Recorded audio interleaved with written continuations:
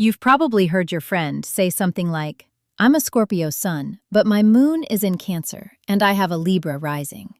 And you nodded along, pretending you knew exactly what that meant. Here's what a birth chart actually is, and how to read yours, even if this is the very first time you're looking at it. A birth chart is basically a snapshot of the sky at the exact moment you were born. Picture a circle, like a clock, with all the planets frozen in the exact positions they were in when you took your first breath. That circle is your birth chart. It's sometimes called a natal chart, and those two terms mean the same thing.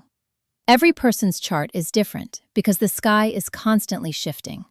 Even two people born on the same day, in the same city, just a few hours apart, can end up with noticeably different charts. So why does this matter? Because your sun sign, the one you already know, like Leo or Pisces, is really just one piece of a much bigger puzzle. It's an important piece, don't get me wrong, but a full birth chart gives you a far more detailed and personal picture of your personality, your emotional patterns, how you communicate, how you handle relationships, and where your motivation naturally comes from. Let's break down what's actually inside a birth chart, piece by piece. First, the planets. In astrology, we use the Sun, Moon, Mercury, Venus, Mars, Jupiter, Saturn, Uranus, Neptune, and Pluto.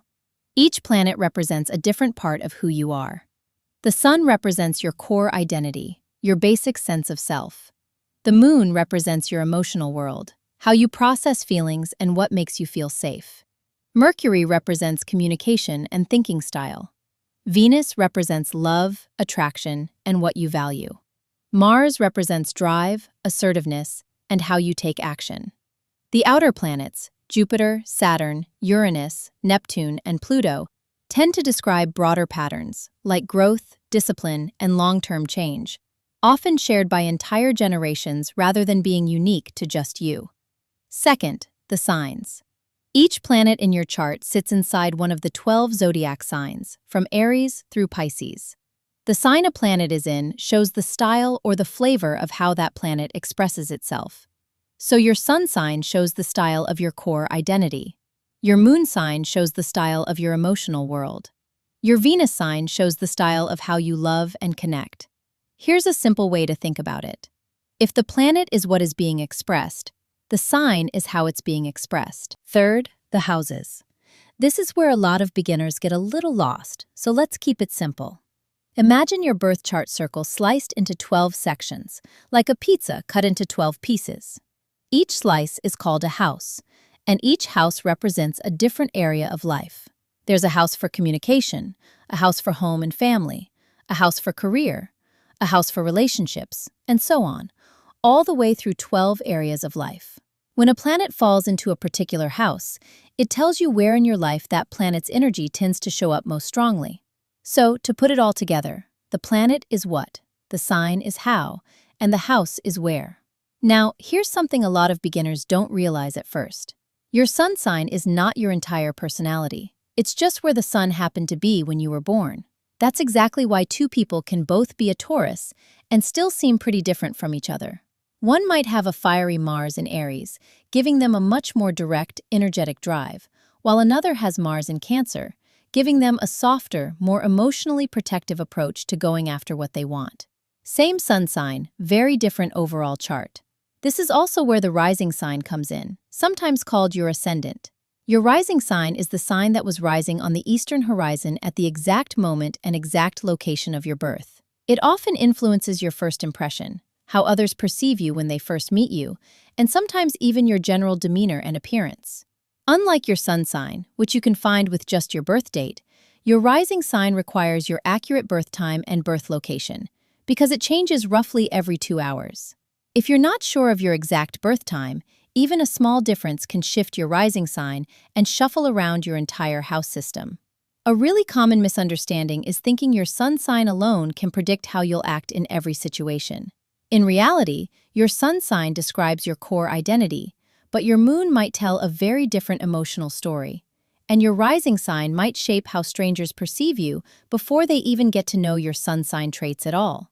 That's why full birth chart readings often feel more accurate and more personal than horoscopes based on the sun sign alone. It's not that sun sign horoscopes are wrong. They're just working with a smaller slice of the picture. You might also hear about aspects, which are the angles planets form with each other, like a Mars square Venus or a Sun trine Moon. Aspects are a more advanced layer of chart reading, describing how different parts of your personality interact, sometimes smoothly, sometimes with a bit of internal tension. You don't need to worry about aspects right away. Understanding your planets, signs, and houses is a strong foundation on its own. So how do you actually find your own birth chart? You'll need 3 things: your birth date, your birth location, and your birth time, as accurately as possible. Your birth date and location alone can get you your sun sign, moon sign, and most of your planetary placements. But your birth time is essential for your rising sign and your house placements specifically. If your birth certificate lists a time, that's the most reliable source. Once you have those 3 details, a birth chart calculator will lay out your entire chart, with every planet placed in its sign and its house. If you're just starting out, don't feel like you need to memorize everything at once. Start by identifying your sun, moon, and rising sign. Those 3 together are often called your Big 3, and they'll give you a solid, well-rounded introduction to your chart before you dive into the rest. So here's the real takeaway. Your birth chart is a map, not a single label. Your sun sign tells you about your core identity, but your moon, your rising sign, and every other placement add depth, nuance, and context that a sun sign alone simply can't capture. No single piece tells the whole story, and that's actually what makes this whole system so interesting to explore. If you enjoyed this breakdown, the next video you'll want to watch is our explanation of the sun, moon, and rising signs, sometimes called your Big 3, where we go much deeper into what each one really reveals about you.